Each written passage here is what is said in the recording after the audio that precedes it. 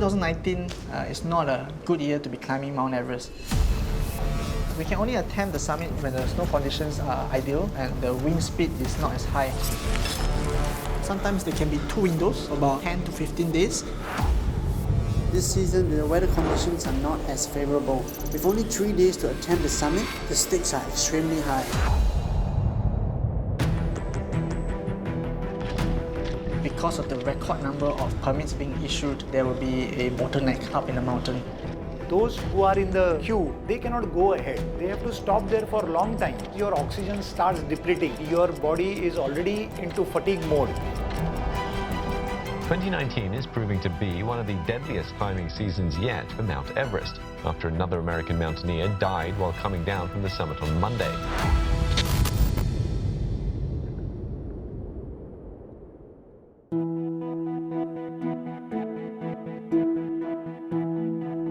I was introduced to climbing when I was in the National Cadet Corps in secondary school, and they brought me on a trip to Mount Everest. It was the first time in my life that I saw the sunrise over the sea of mountains and its warm rays shine on my face. And I remember closing my eyes and I knew that it was the moment I was waiting for. Some people might argue that there are other ways to attain such moments of glory, but for me, mine was right here in the mountains.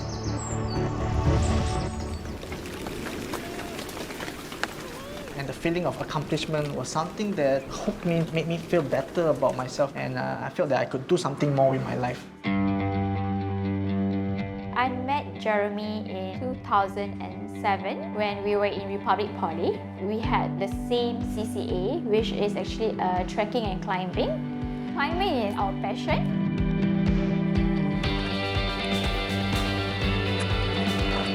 You know, conquer your fears. That's what it's all about, right?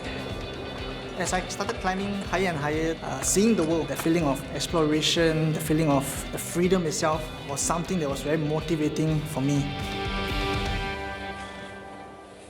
I love the idea when he told me that he wants to climb Everest.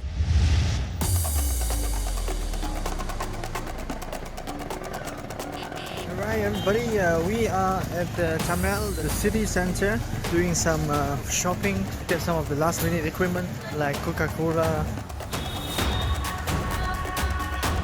I went to Nepal on the 6th of April 2019. I chose to sign up with a commercial operator because I wanted to have the experience with an international team. There was about 12 of us, all from different countries. Jeremy was very enthusiastic, he was very cheerful, and we became friends in a matter of few minutes or so.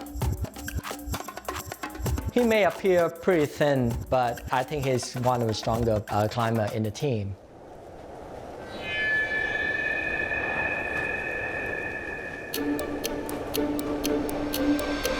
Usually for Everest expedition, we will spend a certain amount of time just resting at the base camp.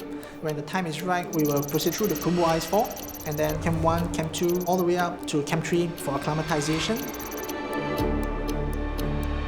And then we'll come back down to base camp before resting further down at the lower villages and wait for our summit window. The best time to go to Everest is in the month of May. Usually, you get a good weather window. That window is the period of time where we can attempt to go for the summit itself. The winds are dying down, the snow level is not that high. When the monsoon kicks in, the season is over. And this year, we only had 3 days to attempt the summit.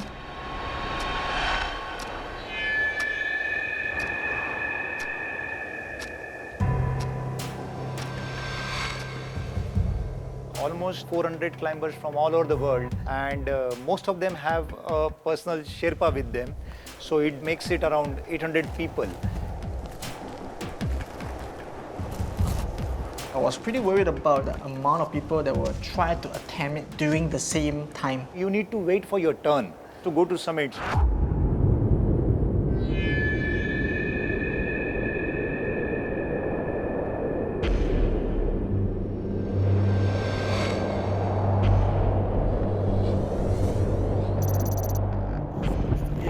Acclimatization day. Strong winds over here today. Looks like we are just going to use slow. Yeah, the winds are really killing us. We try to reach to Camp 3 to feel the altitude and see how their body react to the altitude. You would have a lot of headache if you're not used to the altitude. Some people really can't even breathe at night. They feel like you are drowning.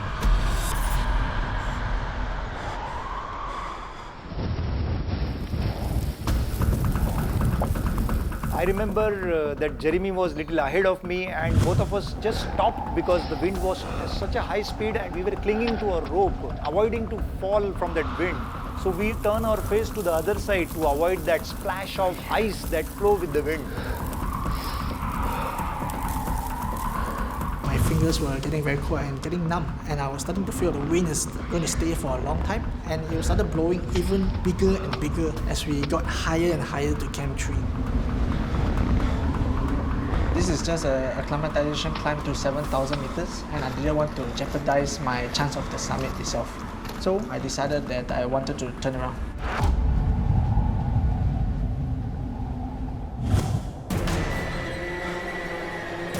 We are making our way up Mount Everest. I saw one of these guys lying down backwards, but his hands were exposed and his legs was exposed, and it was basically a dead body that was lying down there.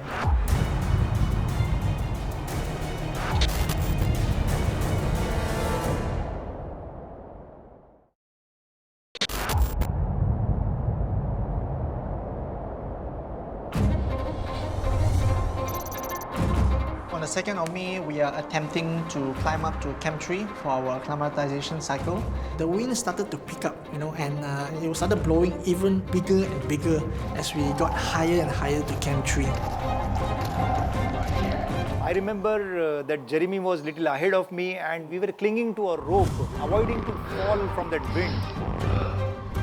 My fingers were getting very cold and getting numb, and if I lose grip on the Juma, I might fall. This is just a acclimatization climb to 7,000 meters, and I didn't want to jeopardize my chance of the summit itself. So I decided to turn around. I returned back to Camp 2. Suddenly I was awoken by a huge gust of wind and the vibrations of my tent.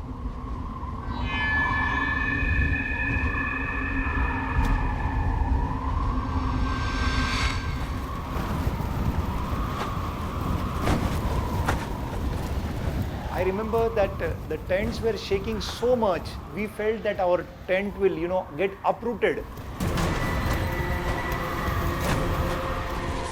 All our own tents were being blown away, and people hurriedly trying to escape.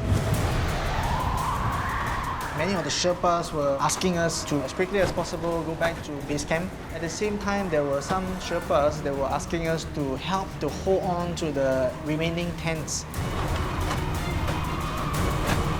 Cyclone is totally a freak weather. We didn't expect for cyclone happening in the Camp 2 or Camp 1 of Mount Everest. So because of the cyclone, it might end up triggering the avalanches. If there's an avalanche, everybody will be wiped out. So we wanted to make sure that we got out of there as quickly as possible. As I was making my way down, we were actually blown off our feet a couple of times. We could have been blown into a crevice. There has been cases of people like Sherpas who actually fell down near Camp 2 and they actually died. So we were quite aware of the dangers and we decided, okay, let's put our crampons on and proceed on to base camp. We brothers and Jeremy were discussing, we thought we would go further down to Debuche. Debuche is at around 4,000 meters. So basically there is more oxygen for your body to adapt well.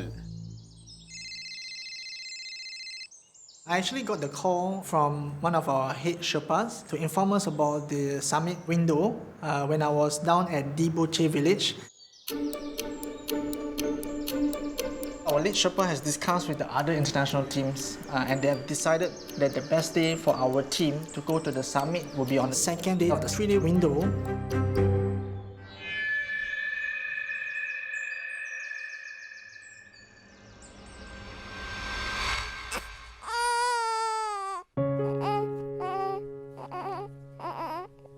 Haris came out 2nd of March. A month later, Jeremy went to Everest. We decided to have a child before he scaled because I wanted him to feel the fatherhood. I wanted him to have this feeling of fulfillment. Even though I've been climbing for many years, but now the stakes are even higher. I had to make sure that I come back in one full piece. Nothing is being left behind. It could have been a bit selfish and a bit irresponsible, but at the same time, I knew that climbing Everest was my passion, it was my dream, and no matter what, I had to achieve it to prove to myself that I could do it. After about 1.5 months climbing up and down a few times, we are ready to go for the summit and the last week of May.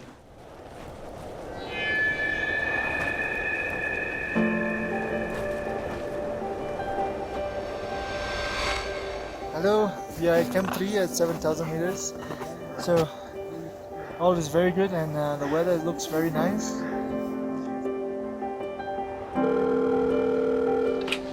Hello. Can you hear me? I was calling her to tell her that, okay, I'm at Camp 3, I'm ready for the summit. I remember that she said, be careful, to listen to your heart, just do your best. And I told her okay, I'll call her at Camp 4.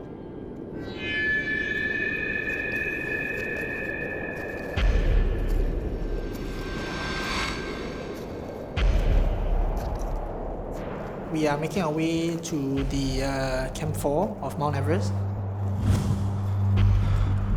And along the way to the death zone, I saw one of these guys lying down backwards, but his hands were exposed and his legs was exposed, and it was basically a dead body that was lying down there.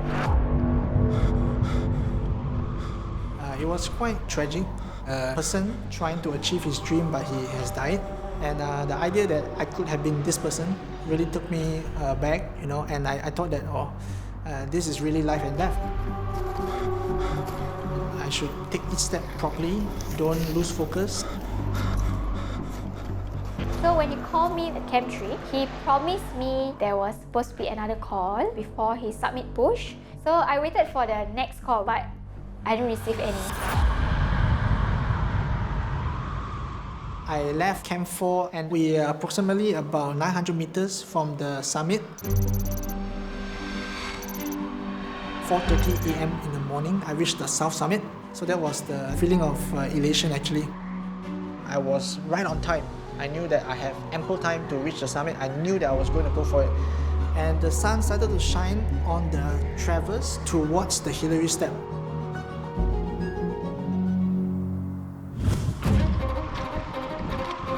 I was shocked to see that there was more than 200 people back to back along the entire traverse towards the Hillary Step. How can there be so many people? I didn't even encounter them on the way up. And the instant thought that I had to myself was, how am I going to make it up on time?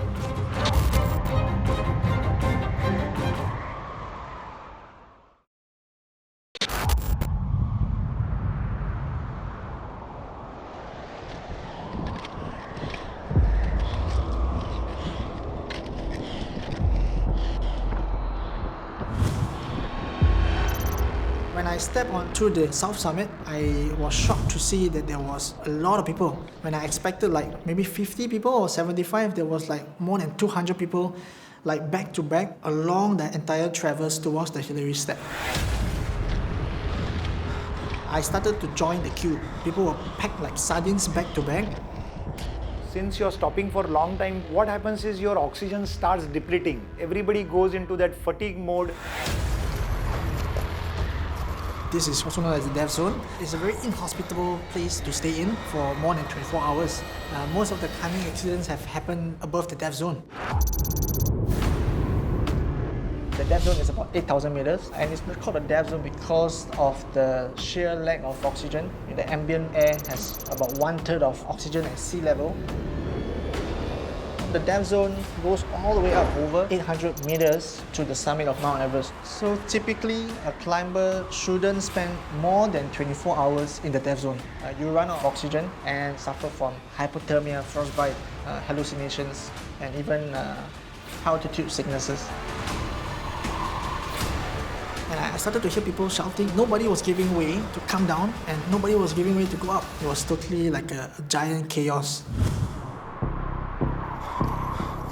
The ridge was so knife edge, they were so narrow. I had to compress myself against the side of the ice ridge, because if not, I might have been pulled down when they were coming down. It's really dangerous. Oxygen systems running out, hypothermia, frostbite. Your feet is in the cold for such a long period of time. A lot of things can go wrong.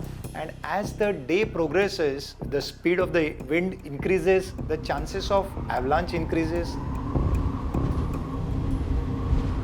The news is out. There was a traffic jam going towards the summit. If we stuck at the traffic jam, then what will happen? The news came in, there was death after death that particular year. I get more worried. So I haven't heard from him for 2 days, and I kept waiting for him to call home. So I was literally waiting in the queue for like 1 hour, just waiting there. Even though the sun had rose, it was still very cold. There wasn't a lot of space, just space for one person. It was a really precarious and uncomfortable location to be at 8,700, 800 meters. So I kept looking at my watch and just keeping track of the time. When there was an empty spot, we had to try and squeeze our way through so that we can continue heading up, but it was a really slow movement. Step by step, trying to move my way and weave my way in between the queues of people. I did have some thought like, oh, what if I don't come home, if I make a mistake, I might fall down and I might die. So I had to be very careful because I wanted to go home and see my family. After around 1.5 hours in the traffic jam, I finally managed to wiggle my way through up the Hillary step with my Sherpa, and then we were like, okay, let's go. I finally reached the summit.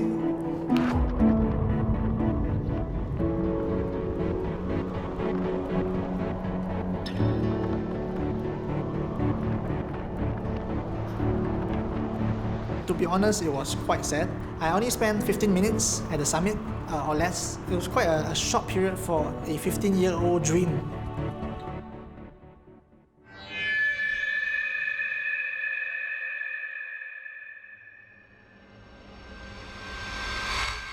Reaching the top is just the middle point. I knew that there might be the same traffic jam as I was going down.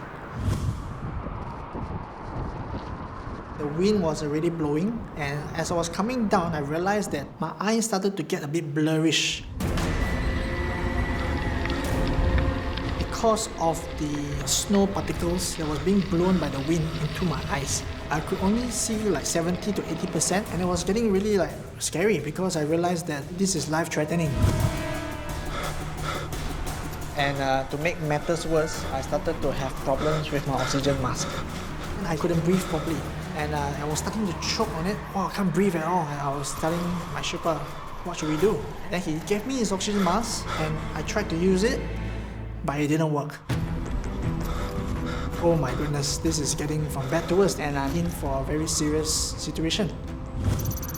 I'm trying to traverse the most difficult part of the entire Everest climb without oxygen. So that was extremely frightening. I was thinking about home. How far away am I from home? I had to try and make it back because my family was waiting for me at home. What's disturbing to me is that when the friends started to text me, how was it? How was it? It didn't cross my mind that I would lose him, but I didn't know what form will he come back as. Whether he's injured, whether he lost his legs or anything. So at that point of time, the most important person was to trust my Sherpa, who was directing me on where to go. He actually pointed where I needed to step, and he will take my footing and actually shift it to the correct position. So I tried to take as deep breaths as I could, to get oxygen in there and slowly make my way down. As I was making my way to the south summit, my vision started to come back. Probably the ice melted inside the ventilator or the mask and the regulator, and then suddenly I could breathe properly. As I was approaching just further down from Camp 4, I had a radio call on my Sherpa's radio. My buddy, Donald Cash, and the same team had unfortunately passed away, and they had to leave him because they couldn't bring him down.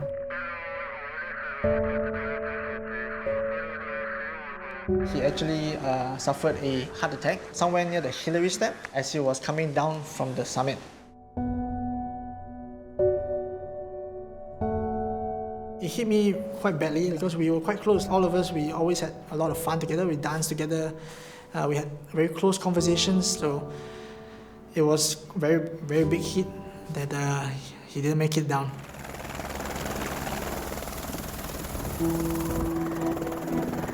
Two days later, he called me when he was at Everest Base Camp. I felt so happy, proud of him. I jumped on my feet. It's quite a relief to hear that he submitted because I knew that that is what he really wants. Everest was his dream.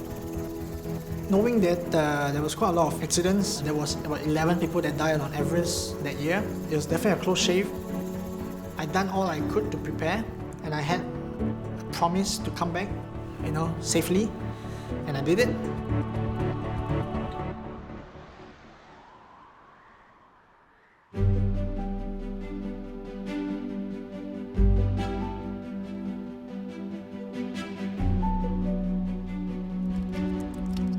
I've climbed quite a fair bit of mountains in my life, and of course Mount Everest is the highest one, and I felt that reaching the top and finally making it down safely is an achievement, but it's also very daunting because of the near-death experience. The book is more of a closure as well for me to finally wrap up whatever I've been through on Everest. I was thinking about who should I invite to be writing the foreword for the book, and there will be nobody better than the leader of the first Everest expedition from Singapore. In a way, I would say that David is something like a mountaineering father, where he's able to advise me. He's been there, he's done that, he's climbed, many, many mountains. It's called No Mountain Too High. Wow, let me take a look at that. Yeah, so I got the manuscript for you.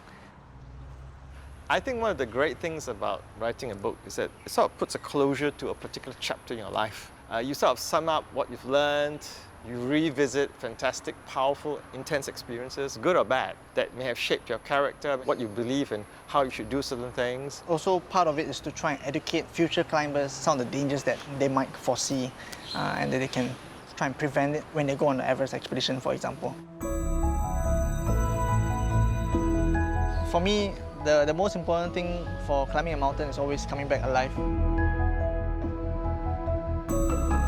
I'm very happy and fortunate that I managed to survive the expedition with everything intact. And of course, I'm going to take what I learned from 2019 and plug that out and put that into all my other climbs in the future.